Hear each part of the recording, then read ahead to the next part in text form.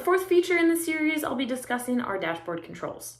The knobs, dials, screen, and all the other tools in your dashboard are obviously important for controlling things like the car's temperature, radio volume, and so many other tasks. So how do we know what they all do? And how do we know the correct way to change the controls? This is where control coding comes in. Using things like color, location, size, and other tools will allow users to identify the controls and their application. For example, on your AC, you know that blue means a cooler temp, while red means a hotter temp. This is called color coding. Or how you could recognize the difference between the radio volume dial and the channel tuning dial in an older car because they're a certain distance apart. Dash controls also commonly use symbols or icons to better clarify what they do. Some controls are too confusing when they are not labeled, or have too many controls. Without good use of these design tools, users would use the wrong controls, or get confused and frustrated with the car companies.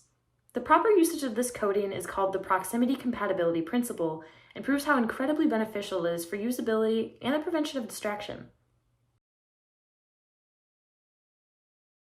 As screens become so much more common in cars, the use of phone features in these cars has also become the new norm. While initially this sounds like pure distraction, and it usually is, there are of course some benefits. However, those benefits serve users best when they're designed efficiently. It is important that these screens do not flash colors, images, or notifications while driving. Most dashboard devices have an option called locking out controls, where notifications and certain controls are completely locked from users being able to access them while driving. Tools like that are incredibly important when designing technology built into the dashboard that could potentially be distracting. In my own personal opinion and experience, dashboard devices are too distracting on their own and, while useful, tend to create more issues than they prevent. According to an article by Frank Gallucci, technology built into the car, the kind we no longer have to fiddle with on the small screens of our phones, can distract us on the road for more than 40 seconds. While that's a seemingly small amount of time, it actually ends up being pretty significant. Muting colors and blocking pop-ups from the screen will prevent the driver's attention from leaving the road and prevent our working memory cognition from having processing issues. Honestly, for the best driving results, no phones or devices should be involved at all.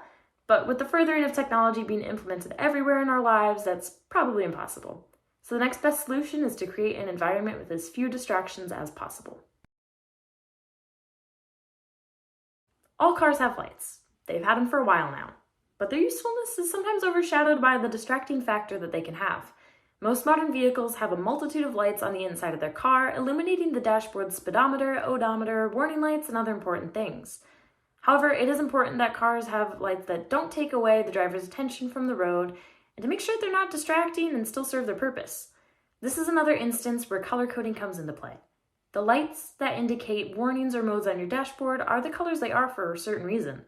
Yellow or red lit icons usually indicate a warning or issue, while the symbol for your brights being on may be blue to get your attention but not blind you in the dark.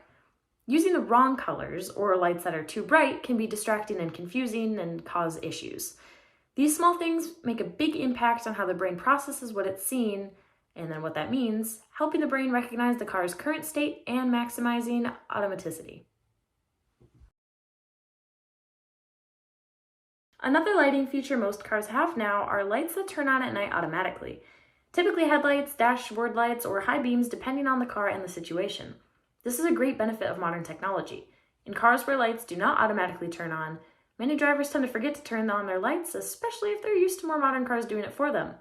This act of forgetting to turn them on is considered a memory lapse slip, where a driver may turn on the car as normal but miss the step of actually turning on the headlights.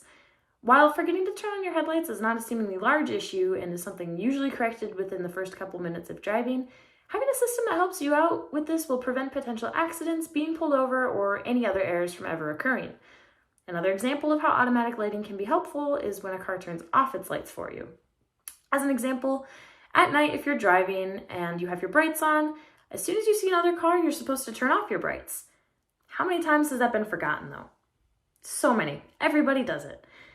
But when a car's computer has the ability to sense another vehicle and turns them off for you, it stops that slip up from ever happening in the first place and prevents the lack of visibility for the other driver, which in turn helps keep attention and vision intact to prevent any potential accidents from happening.